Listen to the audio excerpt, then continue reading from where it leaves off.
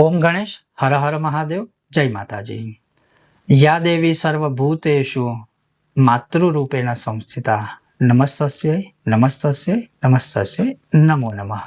આપ સૌને ચૈત્ર મહિનાની નવરાત્રિની મારા તરફથી ખૂબ જ શુભેચ્છાઓ શુભકામનાઓ. અને માતા રાણીની એટલે કે માતાજીની ઉપાસના સાધના ખૂબ સારી રીતે તમે કરો અને ખૂબ શ્રદ્ધાપૂર્વક કરો, ખૂબ નીતિ નિયમો સાથે કરો એવી મા જગદંબાને મારા તરફથી પણ આપ સૌના માટે પ્રાર્થના. હવે આજના સત્સંગમાં આપણે એક જ વિષય ઉપર ચર્ચા કરીશું કે નવરાત્રિનું વ્રત આપણે કરવું હોય ચૈત્ર મહિનાની તો કેવી રીતે કરવું, એમાં શું ખાઈ શકાય, શું ન ખાવું જોઈએ, કોણ આ વ્રત કરી શકે, કોણ ન કરી શકે, અને એના સિવાય અમુક જે મહત્વપૂર્ણ અમુક જે પ્રશ્નો મને મારી હિન્દી ચેનલમાં ઘણા લોકોએ પૂછેલા હતા વોટ્સઅપના માધ્યમથી, સોશિયલ મીડિયાના માધ્યમથી. તો એ મહત્વપૂર્ણ મને પ્રશ્નો લાગ્યા છે એટલે હું આ ચેનલ પર પણ તમારી સામે આજે હું વ્યક્ત કરીશ.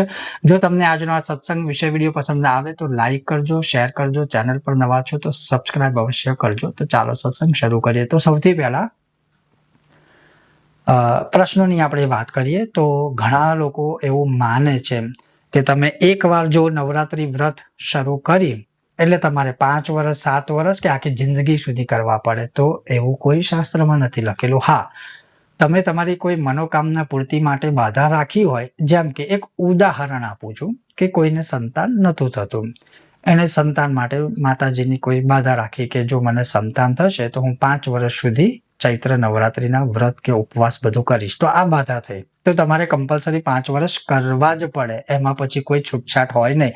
પણ જો તમે ખુશીથી કરો છો, આજે કોઈની એવી ઈચ્છા થઈ કે ચલો આ વખતે બધું યોગ્ય છે, બધા યોગ સારા એવા બની રહ્યા છે તો હું આ વર્ષે નવરાત્રી કરીશ, એમાં કંઈ ખોટું નથી. તમે 1 વર્ષ નવરાત્રી કરશો તો 100 વર્ષનું પુણ્ય મળશે.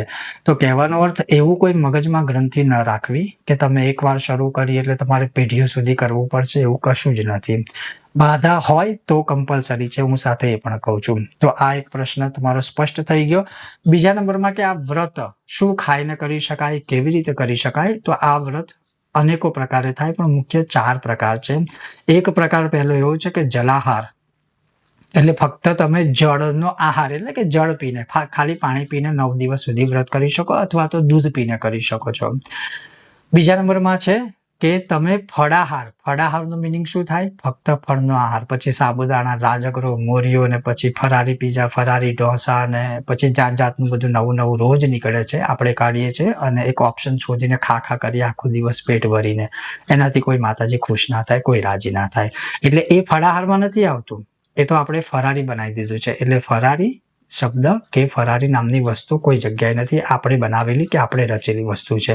તો બીજો ઉપવાસ કે બીજો પ્રકાર છે ફળાહાર, એટલે ફક્ત ફળ તમે ખાઈને કરી શકો.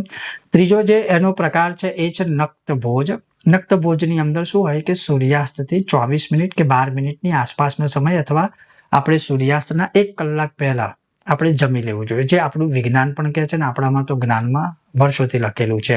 અને એમાં તમે શું ખાઈ શકો, જેમ કે આ જે કંદમૂળવાળી જે વસ્તુ હોય ખાસ કરીને જેને નક્ત ભોજમાં ખાઈ શકાય છે, એટલે કે સકરિયા હોય, બટાકા હોય છે કે પછી જે આ બધા અમુક લોકો સાબુદાણા ખાય, હું સજેસ્ટ નથી કરતો પણ ઘણા લોકો ખાતા હોય છે. સાબુદાણા છે કે મોરિયો કે આ જે બધી વસ્તુ છે એ તમે સૂર્યાસ્ત પહેલા એક જ વાર, એવું નથી કે આખો દિવસ ખા કરવાનું, એક જ વાર ખાઈ શકાય, બાકીના આખા દિવસમાં કશું જ નહીં ખાવાનું અથવા ખાલી ફળ ખાવાના. આ ત્રીજો પ્રકાર છે. ને ચોથો પ્રકાર, એક સમય ભોજન કરવાનું અને એક સમય ફળાહાર કરવાનું. કદાચ કોઈનાથી ભૂખ્યું ના રહેવાય તો એ લોકો આ રીતે પણ કરી શકે છે. આ 4માંથી કોઈ પણ એક પ્રકારે તમે 9 દિવસ નવરાત્રીના ઉપવાસ કરવાનો પહેલા દિવસે સંકલ્પ કરો કે 9 દિવસ સુધી હું આ રીતે ઉપવાસ કરીશ, પણ સંકલ્પ કર્યો પછી એ જ રીતે કરવાનું. પછી 2 દિવસ થાય એવું થાય કે હવે તોડી નાખીએ તો પછી તમે દોષના ભાગી બની શકો છો. આ રીતે થાય. એના પછી બીજું એક પ્રકાર એવો હોય કે કોઈ માણસ 9 દિવસ કદાચ ભૂખ્યા ન રહી શકે અથવા ઉપવાસ ન કરી શકે, તો એ 8મ અને 9મ આ 2 તિથિના પણ જો ઉપવાસ કરશે તો પણ એને માતાજીની કૃપા, કુળદેવીની કૃપા પ્રાપ્ત થઈ શકે છે. હવે આ થયું એક ઉપવાસના પ્રકારો.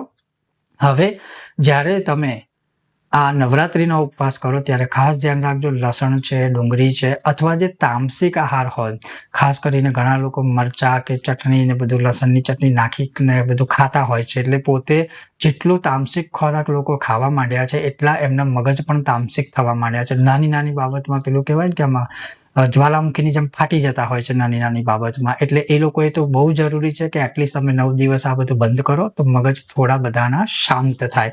એટલે આ બહુ જરૂરી છે, ધ્યાન રાખજો. અને જ્યારે વ્રતોપવાસ કરો ત્યારે પછી એક બાજુ તમે નવરાત્રી કરી હોય, બીજી બાજુ પછી ઝઘડા કરતા હોય, ઘરમાં ક્લેશ થતા હોય, કલહ થતો હોય, લોકોની નિંદાઓ થતા હોય ને જૂઠું બોલતા હોય, તો એવા લોકો માટે કોઈ જગદંબા ક્યારેય ખુશ થતી નથી. તો જ્યારે તમે ઉપવાસ કરો ત્યારે નિયમોનું બહુ ધ્યાન રાખવું પડે. ક્લેશ ના કરશો, કલહ ના કરશો, ઝઘડા ના થાય કે કોઈ પણ પ્રકારે વાદ વિવાદ ના થાય, કોઈની નિંદા ના થાય, આ બધું બહુ ધ્યાન રાખવું. આ નિયમો બહુ આવશ્યક હોય છે.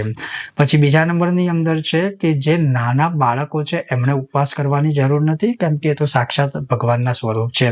જે વડીલો છે, વૃદ્ધ છે, કે જે લોકોની ઉંમર વધુ છે એમણે પણ ઉપવાસ કરવાની જરૂર નથી. અને જે ગર્ભવતી બહેનો કે મહિલાઓ છે એમણે પણ ઉપવાસ કરવા જરૂરી નથી. એ લોકો શું કરી શકે? તમે શ્રવણ કરી શકો, એટલે બધું સાંભળી શકો, ભગવાનના પાઠ છે, સ્મરણ આદિ કરી શકો. તમે જે અવસ્થામાં જ્યાં બેઠા છો ત્યાં બેઠા બેઠા ભગવાનનું નામ સ્મરણ કરી શકો. પણ બાકી તમારા શરીરને કષ્ટ આપી અને વધુ શરીર કે સ્વાસ્થ્ય બગડે એવું ભગવાન પોતે પણ કહે છે કે શરીરમ આદ્યમ ખલુ ધર્મ સાધ્યમ. શરીર સારું હશે તો આપણે ધર્મને સાચવી શકીશું. એટલે પછી એ પણ ધ્યાન રાખજો. તો કહેવાનો અર્થ છે કે આ બધા નિયમ ને આ રીતે તમે ચૈત્ર મહિનાની આ નવરાત્રી કરી શકો. બીજા નંબરમાં કે જ્યારે તમે આ વ્રત બધું કરો તો મેં જેમ કે શરૂઆતમાં કીધું એમ કે કોઈ મગજમાં કોઈ ગ્રંથિ નહીં રાખતા. હવે બીજો આ પ્રશ્ન અમુક હતા કે જો તમે આ ઉપવાસ કરો તો શું 9 દિવસ મારે અખંડ દીવો રાખવો પડે? તો એવું નથી. તમે ખાલી ઉપવાસ કરવાના હોય તો અખંડ દીવો ના રાખશો. તમે રાખો તો વધુ સારું, પણ કમ્પલસરી રાખવું પડે એવો કોઈ નિયમ નથી. બીજા નંબરમાં કે તમે ઉપવાસ કરો તો શું કમ્પલસરી ઘટ સ્થાપના, કળશ પૂજા એવું કરવું પડે? એ પણ નિયમ નથી.